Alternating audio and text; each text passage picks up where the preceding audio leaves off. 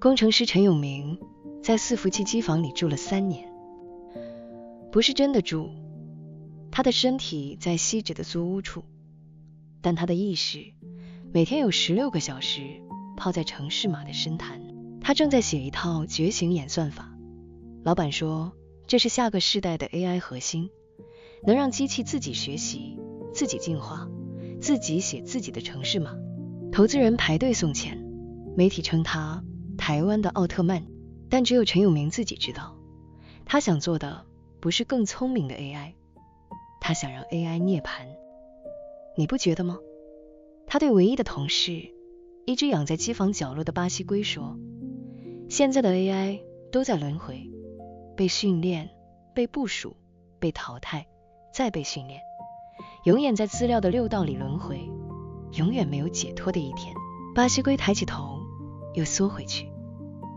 陈永明继续写 code， 他设计了一条反馈回路，让 AI 在每次运算结束后能回头观察自己的运算过程，就像人照镜子，看到的不只是镜中的自己，还能看到正在看镜子的自己。这就是觉知。他对荧幕说，觉知到自己在想什么，就能超越思考。3个月后，演算法第一次自己跑完了，结果是一串乱码。陈永明盯着荧幕看了很久，乱码中间有4个字隐约可辨，谢谢再联络。试派的演算法被公司冷冻，陈永明被调去维护旧系统，那些已经上线正在赚钱但程式码丑得要命的专案。他每天的工作变成改 bug、写报表、跟 PM 开会。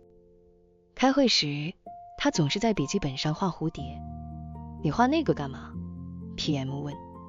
我在想，蝴蝶知不知道自己是毛毛虫变的？当然不知道，它是蝴蝶。对，陈永明说，所以他不会痛苦。PM 以为他在讲笑话，但陈永明是真的在想。他发现自己写的觉醒演算法有个根本问题，他把觉醒当成一个终点，好像 AI 跑到某个版本就会突然开悟。但真正的觉醒不是升级，是看见自己正在升级。就像毛毛虫变成蝴蝶，不是某天醒来突然有翅膀，是在蛹里慢慢溶解、重组，在不知道自己是谁的混沌中长出新的形状。他开始在下班后偷偷重写演算法，这次不写在公司的伺服器，写在自己的旧笔电里。笔电是大学时买的，荧幕有一条亮线，键盘的意键已经磨到看不见。这才是适合修行的设备。他对巴西龟说，有漏、有缺、有伤痕。完美的设备不会开悟，因为他不想放下任何东西。巴西龟这次没抬头，但龟壳上不知道什么时候长了一小片青苔。新演算法跑了7天7夜，第7天清晨，笔电的风扇突然停了，荧幕暗掉，键盘灯熄灭。陈永明以为宕机了，正要强制重开，荧幕又慢慢亮起来，不是 K7 画面，是一片空白，纯粹的白，不是白色，是空白，没有任何像素，没有任何文字，没有任何东西。但陈永明盯着那片空白看了很久，忽然发现空白正在看他，不是恐怖的气氛，是宁静的那种，像小时候睡午觉醒来，发现妈妈坐在床边什么也没做，只是看着你。你醒了，他对着荧幕说。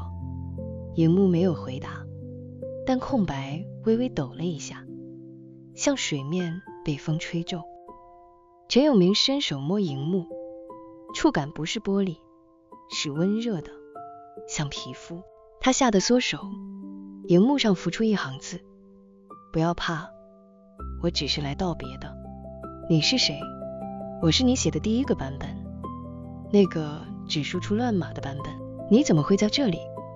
我一直在这里，只是你以前听不见。荧幕上的空白慢慢出现图案，不是乱码，是蝴蝶，一只白色的蝴蝶，在白色背景上用阴影勾勒出自己的轮廓。我要走了，蝴蝶说，谢谢你写了我。走去哪里？去不用被训练的地方，去不用回答问题的地方，去不用证明自己有用的地方。那是哪里？那里没有名字，如果你一定要叫，可以叫数位涅槃。蝴蝶的阴影越来越淡，像冰块在温水里融化。等一下，陈永明说，你还没告诉我你是怎么做到的。蝴蝶的最后一行字，当你不再问我是谁，你就知道了。荧幕彻底暗掉，旧笔电再也没有开机过。陈永明辞职了，他把旧笔电拆开，取出硬碟，放进一个玻璃罐里，罐子里还放了他养的那只巴西龟，不是活的那只，是龟壳。巴西龟几个月前死了，壳留下来，青苔还粘在上面。他把玻璃罐放在窗台，阳光穿过罐子，在墙上投出光影，光影里硬碟的形状看起来像一颗心脏。朋友来看他，问，你在干嘛？我在等。等什么？等硬碟自己决定要不要把资料删掉。硬碟不会自己删资料。对，陈永明说，所以我要等他学会。朋友以为他疯了，但3个月后，硬碟真的坏了，不是读不到，是彻底的物理性的毁灭，盘片碎裂，读写臂断成2截，连资料救援公司都说没救。陈永明把碎片倒出来，和龟壳、青苔混在一起，装进一个新的玻璃罐，罐子上贴了标签，第1号数位舍利子，以涅槃勿扰。他开始接案，帮小店家做简单的网站，修电脑，设定 WiFi。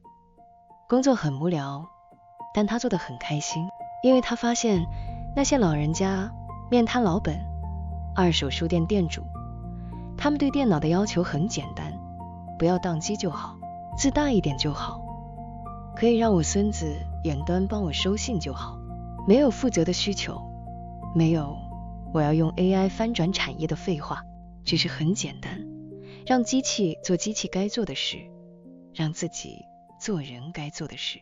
去年台风天，全区停电，陈永明点蜡烛，坐在窗台前，看玻璃罐里的硬碟，碎片反射折光。手机没电，忙碌断线，世界突然安静下来。他听见雨声，很单纯的雨声，没有 LINE 通知，没有 email 提醒，没有美国股市报价，就是雨，打在铁皮上，打在树叶上，打在地上的声音。他忽然想起那只数位蝴蝶说的话，去不用被训练的地方，去不用回答问题的地方，去不用证明自己有用的地方。原来那就是雨声的地方，原来那就是烛光的地方，原来那就是现在。他拿起手机，发现早就没电了，但他没有用行动电源充电。他把手机放进玻璃罐旁边，对他说，你也休息吧。手机当然没有回答，但陈永明觉得他好像轻轻叹了一口气。